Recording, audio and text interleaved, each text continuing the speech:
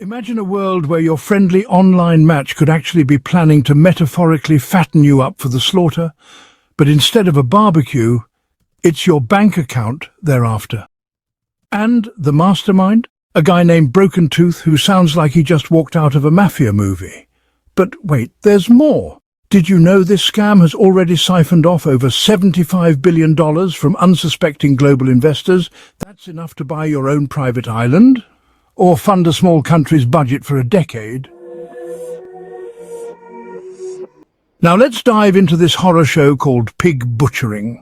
It's not some new gourmet cooking technique, it's a scam where criminals cozy up to you online, pretending to be your friend or your next great love, only to fleece you of your life savings. They start with a simple, innocent, wrong number text message, but instead of saying, oops, sorry, they engage you in a conversation, making you feel like you've won the lottery with this new friendship or romance. And then they introduce you to a world of fake cryptocurrency investments where you see your money grow, but only on a digital dashboard that's as real as a politician's promise. A study by John Griffin from the University of Texas, Austin, reveals that over 4 years these networks moved more than $75 billion to crypto exchanges.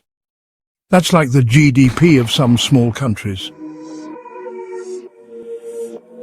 Here comes our star villain, Wan Kuok-koi, known as Broken Tooth. After a stint in the slammer for leading the 14K triad in Macau, he swapped his mafia hat for a cybercrime crown. He's allegedly running a scam empire from behind the scenes, turning cultural organizations into fronts for these operations. This guy went from breaking teeth to breaking bank accounts. Yet in 2018 he pops up with the Hongmen Association in Cambodia, claiming it's all about culture, not crime.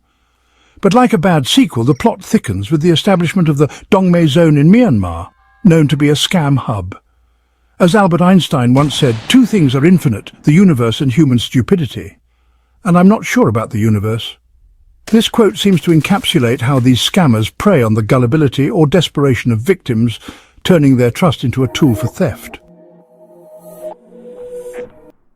But here's the really dark twist. These scammers are often victims themselves, trafficked into scam compounds. Imagine being lured to a job in paradise only to find yourself in a digital sweatshop, forced to scam others or face physical harm. Yehao, a victim of this human trafficking, described Dongmei as specifically built for criminal purposes. The UN estimates over 200,000 people are caught in these scams across Southeast Asia, highlighting the scale of this modern-day slavery. Why haven't these scam artists been caught? Well, because chasing digital currencies is like trying to catch smoke with a net. Jurisdictional issues, and let's be honest, a bit of good old-fashioned corruption, make it a hot mess for law enforcement. Platforms like TokenLon are not just for trading, but are perfect for laundering, according to Chainbrim. Despite these hurdles, there's some action. Binance has been working with authorities to freeze accounts linked to fraud, showing that even in the digital Wild West, there's some semblance of justice trying to prevail. The COVID-19 pandemic was like Christmas for pig butchers. Isolation made people desperate for connection, and scammers were there with open arms, and empty promises. Victims lost not just money but also their trust in humanity, their emotional well-being shattered. A study titled "How Do Crypto Flows Finance Slavery?" details how this scam has grown into an economic powerhouse of the underworld. On a brighter note, awareness is growing, with more victims reporting and more studies being conducted to understand this beast of a scam. Meanwhile, Broken Tooth is out here, denying all and claiming to have gone legit.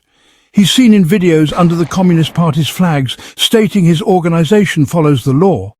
But like a villain in a Bond movie, he keeps popping up, now with a new office in Macau, while his criminal past whispers in the background.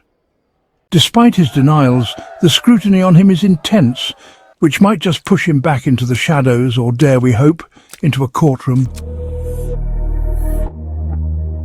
So, what's the takeaway from this digital heist saga? Stay vigilant.